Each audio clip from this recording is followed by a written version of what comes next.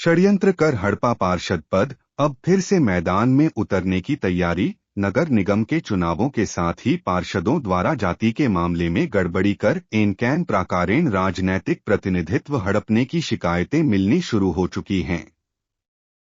ऐसा ही एक मामला दुर्ग नगर निगम का आया है, जहां तकियापारा के पूर्व पार्षद अब्दुल गनी कुरैशी ने सामान्य होने के बावजूद खुद को पिछड़ा वर्ग का घोषित कर आरक्षित क्षेत्र से पार्षद का पद हड़पा और उस पद पर लगातार काबिज रहे, लेकिन अब वार्ड के सामान्य होने पर फिर से दावेदारी करने की जुगत लगाते देखा जा रहा है। उनकी इस दावेदारी को लेकर राजनीतिक क्षेत्र में सामान्य वर्गों का हक मारना माना जा रहा है। लोगों का कहना है कि आप वर्ग विशेष के होने के कारण दोनों हाथ में लड्डू लेकर नहीं चल सकते हैं।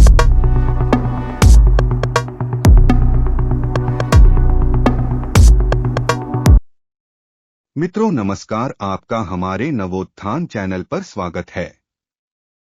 आज मैं मजेदार समाचार लेकर उपस्थित हुआ हूं। पूर्व में दुर्ग के एक पार्षद ने खुद को पिछड़े वर्ग का घोषित किया और आरक्षित वर्ग से लगातार 10 वर्षों तक उस वार्ड का प्रतिनिधित्व किया। अब वार्ड के सामान्य होने पर फिर से कांग्रेस से दावेदारी ठोक रहे हैं।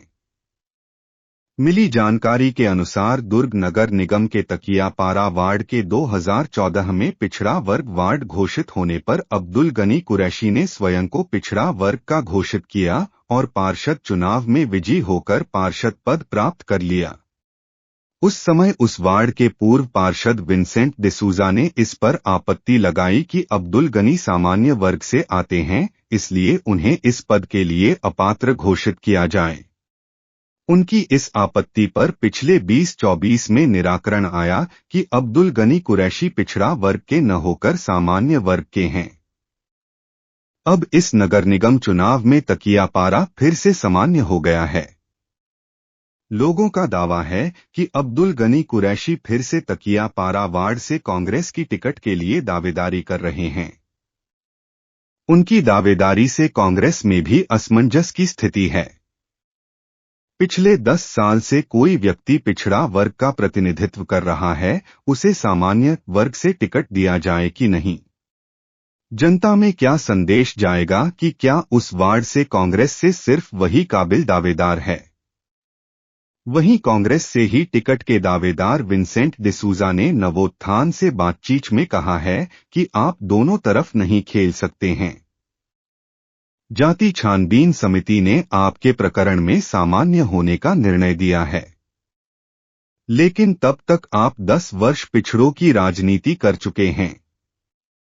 उनका कहना है कि श्री गनी ने कूटरचना कर एक राष्ट्रीय पार्टी को गुमराह किया है। राज्य निर्वाचन आयोग ने जाति प्रमाण पत्र तो निरस्त किया है, लेकिन अभी आवश्यक कार्यवाही होना बाकी है। नमस्कार। सत्य कभी पराजित नहीं होता, मगर परेशान किया जा सकता है।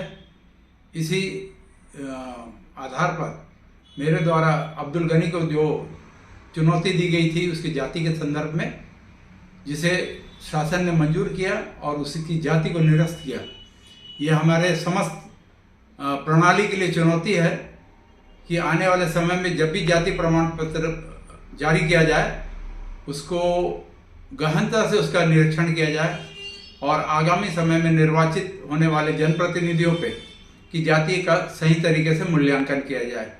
धन्यवाद। जय हिंद। वैसे राजस्व संभाग आयुक्त के यहाँ प्रकरण विचाराधीन है। इस प्रकरण में 6 वर्ष के लिए निलंबित किए जाने का प्रावधान है। देखना होगा कि इस राजनीतिक छलबल का निष्कर्ष क्या निकलता है।